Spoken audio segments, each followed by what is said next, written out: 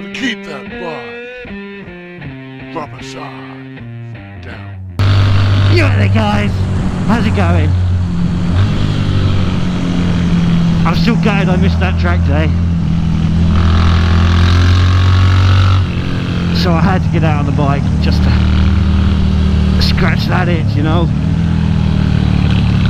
Roads are a bit damp, it's just started raining, which sucks balls. But I needed some two-wheel time. I'm sure you know what that feels like. Yeah, so the track day was well, a bit of a disaster on all counts. I know a couple of my friends, they had a fantastic time on their bikes. They did have full track bikes with full wet setups, tyre warmers and lifts and stuff.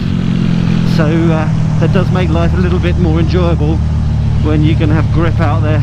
But even so, still very brave, 1000cc, 200 brake horsepower motorcycles almost, in very, very wet conditions. So good on them for getting stuck in. I believe Matt had a good time. He certainly put on a very brave face for it. I don't envy him one little bit having had to have done that. And oh, what an introduction to your first track day. Absolute washout. If you haven't already watched it, please do check out that video. It's not just track time. I've had a comment from a chap I follow saying that he doesn't really enjoy the track day video, so I thought I've made it a little bit more than that, with a little introduction to track days and what they're about. I do hope you enjoyed it. I do hope that he thinks it's something that we'll try again. I'm utterly addicted to tracks, but they are expensive, and having shown that that's £111 or whatever it was I paid for that track day wasted because I wasn't able to take part. But I don't see the point in trashing this, and I certainly don't see the point in putting my body through 5 hours of torture riding home, all soaked and just getting more soaked. I think actually Matt was wetter on the ride home than he was in his hot tub that he jumped in afterwards to try and warm up. It was that bad, and he didn't even have the full way to go. He had just had to go from Anglesey to Chester. Absolutely horrendous. Anyhow, it's not then, it's now. And although it's raining, it's still a nice day. It's not cold, and it is getting harder, but I am heading towards a brighter bit, so I'm hoping that at least I'll overtake it, although it doesn't seem to be working. I seem to be just getting wetter. Keep looking at the clearer bits of sky, Pete. I don't think I'm likely to find any Ducatis to chase today. They don't play in the wet. Do you have a huge wang, sir? Is your wang huge?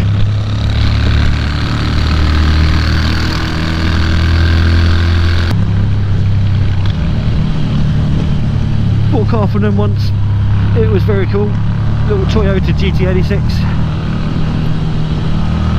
It was sillier than this though. It was very much like this in a way, in the fact that it was lots and lots of fun, but not very fast. I had skinny little tyres on it from a Prius, intentionally. I mean, that's what they come with, and 200 brake horsepower, and rear wheel drive. And it wasn't a heavy car; it was quite dinky. And it meant that every time you went to a corner or a roundabout, it would wheel spin and potentially kick the back end out on you. Which is fun and silliness, but it's not what you want for an everyday drive, as suppose would happen. And Petey would get sad. So I traded it in and I got a Skoda, and that was an awesome car. I loved it, Octavia VRS. Loads of room. I mean, like, I thought about getting the estate car, but I just got the hatch and I didn't need any more room. I mean, the only reason for having more room was if I don't know, maybe I wanted to put a van in the back or something. It was huge, really huge amount of space in it, and it was lovely. But a couple of issues with it.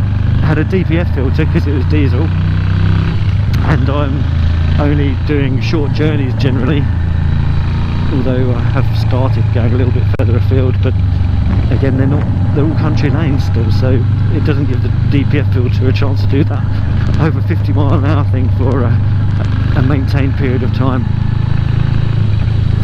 to clear it out. So that was a problem, but also it had a real issue with condensation, and the GT86 did a certain amount as well. The rear window of that would fog up quite badly, and the front a little bit too, but that had a decent quick clear. But the Octavia, although it had a decent quick clear on the front, it didn't have like the heated elements that you get in Fords. But the rear, it just wouldn't ever clear. Because my journeys were so short, it'd only just about be thinking about clearing by the time I'd get to work or wherever I was going. So the car always felt damp.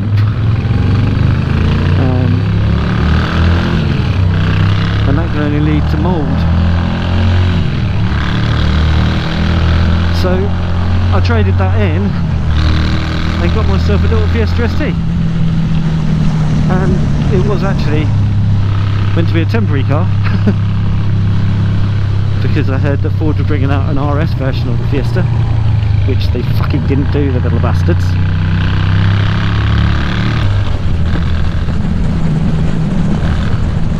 Well, this thing was going to absolutely floor it, but it's just going swiftly, which is fine, but it means I can't get past him, and he's kicking up a load of spray. Maybe get past him or around him at this turn off coming up.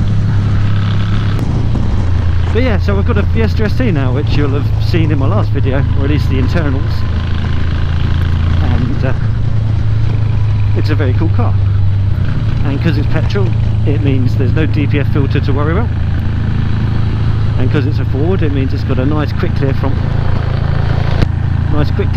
windscreen. So when it's frosty, all I do is get up at whatever time in the morning I go to work, get in there, start the engine up and press the button, and a few seconds later, or about a minute later, it is clear and amazing.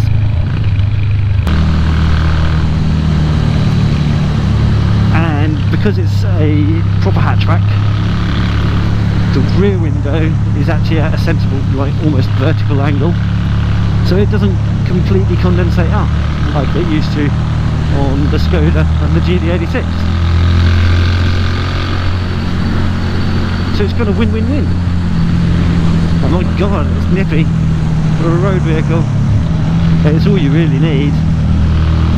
Oh, and I'd contemplated getting a Subaru or something like that for a bit, and I thought, well, they're going to be like £35,000 for a vehicle of that sort of class. And that would push my monies a little bit further than I'd like them to be pushed, just to get the car. And with these new stupid road tax rules, unless I bought it like last year or early this year, I would have ended up having to pay like £1,000 or whatever it is pounds a year road tax, which I wasn't prepared to do. And then I kind of contemplated getting myself a pickup truck. I thought, well, that's kind of cool. It means that you can get all your mates in it because you get the king cab and can do practical journeys on the fucker.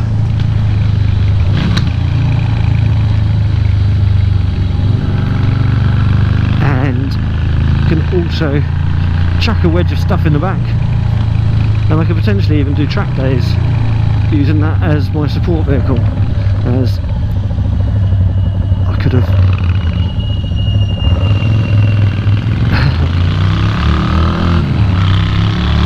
could have shoved a bike in the loading bay on the back, although that actually looks quite difficult to get a bike up that high and quite nerve-wracking. I don't think I'd want to put this on the back of one, maybe a dirt bike.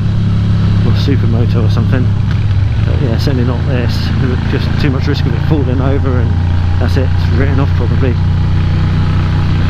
So I kind of shit can that, and also they're big trucks. I mean, they roll around all over the place, and they're not like American trucks, which are cool. They're just big pickup trucks, and I'm like, the Ford Ranger is quite a cool one, and if you go for the lift kit and big chunky tyres, they look quite good. But they're no American pickup truck, are they? No F-150 or whatever it is. And I even briefly considered an American pickup truck for a very fleeting second, because their loading bays on them are fucking enormous. You could put a town in the back. But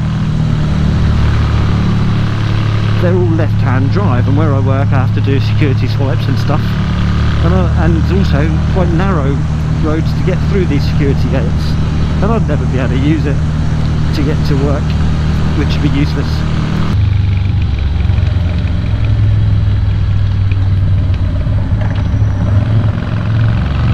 The fuel costs on them wouldn't be too much of a bother to me, as I only really do short journeys. It'd only be on the odd occasion where I do sort of a longer one where I go off to an airsoft site further afield, and we sort of take it in turns in doing that.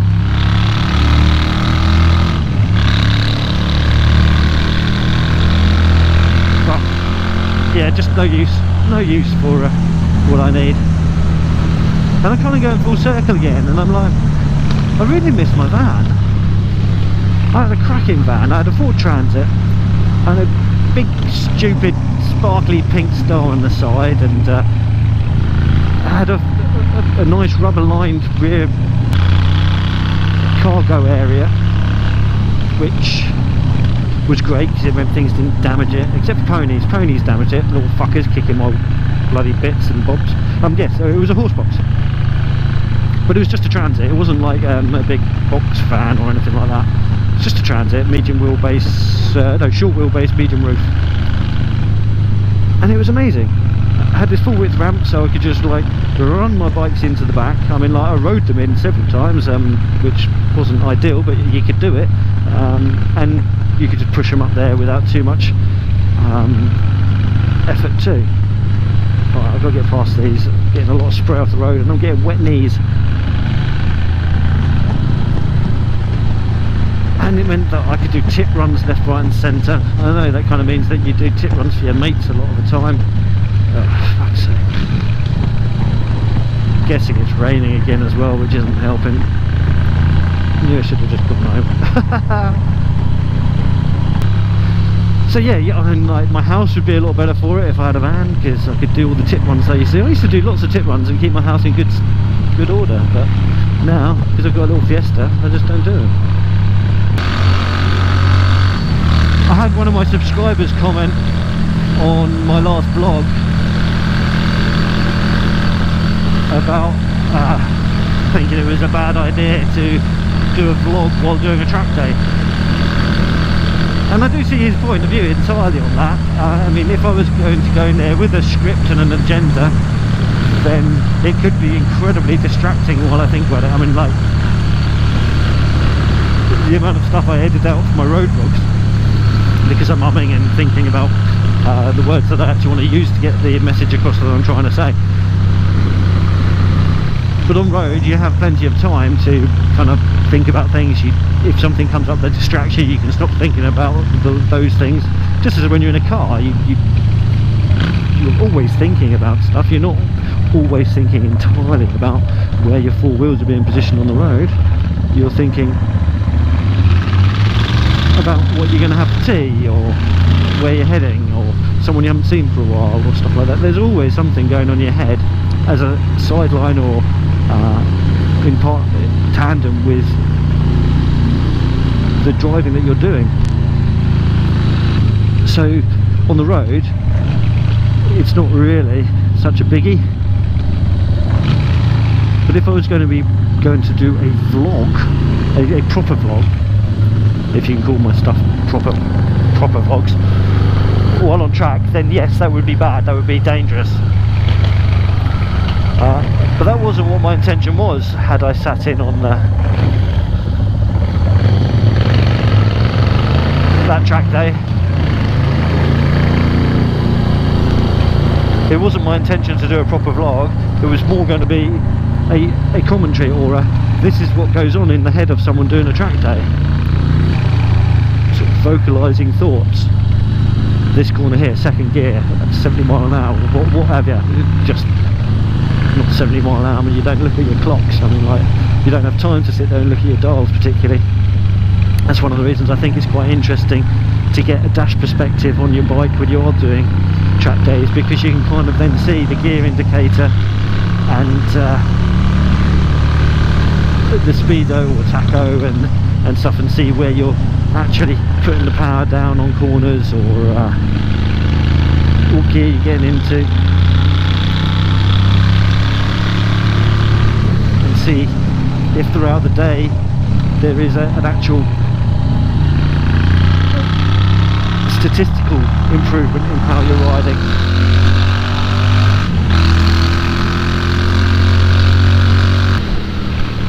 I love this road, but when it's wet